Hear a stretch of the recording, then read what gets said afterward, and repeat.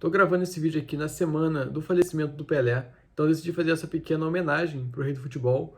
Obviamente, eu não vi ele jogar, então, mas mesmo assim, acho que é um dever da nossa geração passar a palavra do Pelé e o quão grande ele foi para as outras gerações na sequência dos próximos anos, pra gente não deixar essa memória ser apagada. Então vamos começar aqui logo falando primeiro sobre a palavra Pelé, né? O apelido, que ele é de origem do nome Bilé, que era um ex-goleiro do Vasco. Então o Pelé não conseguia falar a palavra Bilé, então ele acabava falando Pelé, aí a galera começou a apelidar ele, pegar no pé dele. Ele não gostava no início, mas enfim, acabou pegando. E o nome dele, que acho que todo mundo sabe, que é Edson Arantes do Nascimento.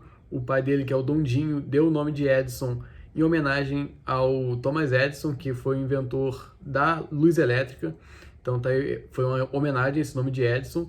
E na certidão de nascimento do Pelé, ele estava escrito como Edson. Vou colocar aqui a foto para vocês. Então ele estava escrito com Edson com I, igual ao nome realmente do Thomas Edison.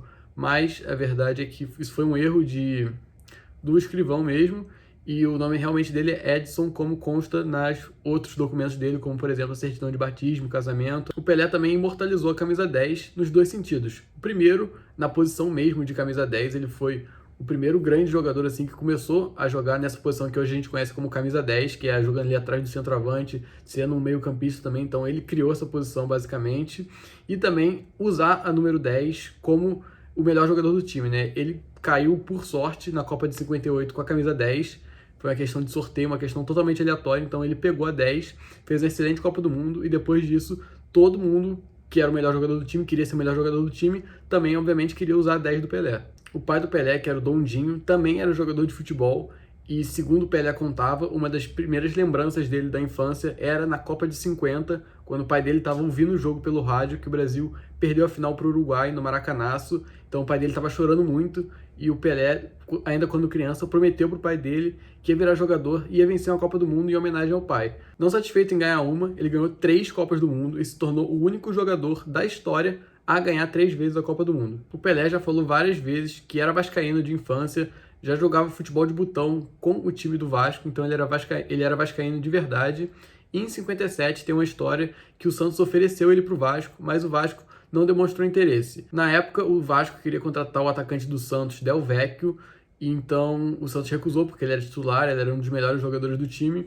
Então o Santos ofereceu para o Vasco o Pelé, que tinha apenas 16, 17 anos, e o Vasco recusou, porque ele era muito jovem. Lembrando também, se você está gostando do vídeo, deixa aí seu like e se inscreve no canal para sempre que sair um vídeo novo vocês ficarem ligados.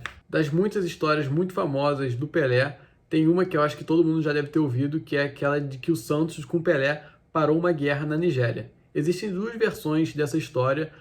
Eu vou contar as duas aqui para vocês, aí vocês acreditem na que vocês quiserem. A história oficial que foi divulgada na época é que o jornalista Gilberto Castor Marques, que estava lá na época, ele noticiou que a Nigéria, que passava por uma guerra civil naquele momento, decretou cessar fogo, porque ia ter o jogo do Pelé e do Santos naquela região, então a guerra teria parado para todo mundo se reunir e assistir o jogo. Mas uma versão mais recente, revisada dessa história, que trouxe o antropólogo José Paulo Florenzano, diz que a cidade que aconteceu o jogo, a área onde tinha o estádio do jogo, não era uma ameaça, não tinha guerra nenhuma naquela cidade específica, e na verdade o time do Santos e o Pelé foram usados como um instrumento de propaganda política para o regime ditatorial que tinha na Nigéria naquele momento. Mas uma história que realmente é verdade, já foi confirmada por vários atores dela, foi em 1968, um jogo entre Santos e Seleção Olímpica da Colômbia, um jogo em Bogotá. O Pelé foi expulso no primeiro tempo por, teoricamente, xingar a mãe do juiz depois de um pênalti não marcado. O juiz foi lá e expulsou o Pelé, mas isso gerou uma revolta muito grande na torcida e principalmente nos jogadores do Santos, que foram pressionar o juiz, e o juiz contou em entrevista depois que ele chegou até a ser agredido. E para piorar tudo, a organização da partida, que era uma partida amistosa, e a torcida local do estádio, os colombianos, foram a favor de tirar o juiz. Então o juiz foi expulso da partida, quem assumiu a partida, o comando do apito ali, foi o Bandeirinha, e o Pelé voltou a campo. Ou seja, o juiz que expulsou o Pelé acabou ele próprio sendo expulso, e o Pelé voltou para continuar a partida contra o time da Colômbia. A expressão gol de placa, se referindo a um belo gol, um golaço, surgiu a partir de um gol do Pelé contra o Fluminense no Maracanã na década de 60. Os relatos são que ele pegou a bola no campo da defesa do Santos e driblou o time todo do Fluminense, mais de 8 jogadores, inclusive dando um drible na vaca no histórico goleiro Castilho do Fluminense. Mas os jornalistas na época, principalmente o Joamir Betting, tinha um medo desse gol se perder no tempo. Segundo ele, era um gol tão bonito que jamais poderia ser esquecido. Então ele mesmo partiu dele, ele tirou do próprio bolso, pagou, fez uma placa de bronze e entregou para o Pelé. Vou colocar aqui a imagem para vocês também, falando que era o gol mais bonito da história do Maracanã. Entregou essa placa para o Pelé. A partir daí, a maioria dos gols bonitos, muita gente se referia falando que era um golaço, um gol de placa. Fora de campo, ele também foi um revolucionário na propaganda esportiva. Foi um dos primeiros garotos propaganda da história dos esportes, inclusive sendo patrocinado pela Puma, na época que os jogadores só usavam chuteira preta. Ele começou a usar uma chuteira preta com o símbolo da Puma, então foi uma coisa que revolucionou e hoje todo mundo é patrocinado. Ele também foi o primeiro garoto propaganda de um jogo de videogame na época do Atari. O Pelé também fez muito sucesso nos cinemas. Ele atuou em mais de 9 filmes, inclusive em 1981, o filme Fuga para a Vitória, com Sylvester Stallone. Tem um bastidor legal desse filme que, nas gravações ali, o Pelé e o Stallone foram brincar de jogar futebol. O Stallone foi defender, foi pro gol, né? Virou goleiro. O Pelé deu um chute que foi tão forte que, inclusive, chegou a quebrar o dedo do ator. A música também era uma das grandes paixões da vida do Rei Pelé. Ele participou, inclusive, de um álbum da famosa cantora Elis Regina, na década de 80, e, em 1998, ele compôs a música ABC, que era uma campanha do governo para a alfabetização das crianças.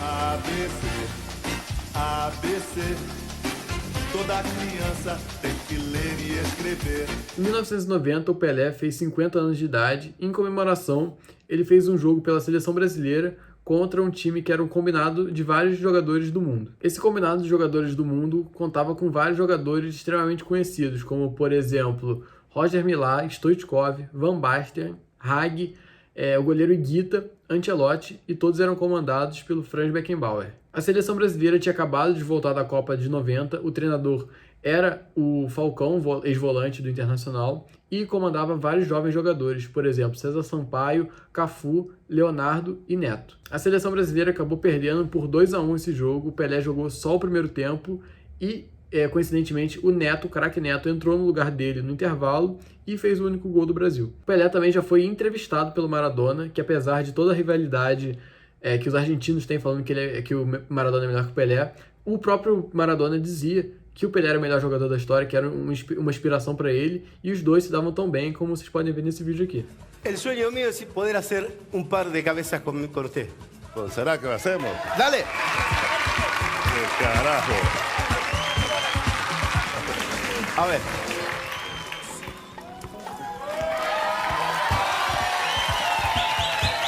¿Cuándo? ¿A qué hora vamos a parar?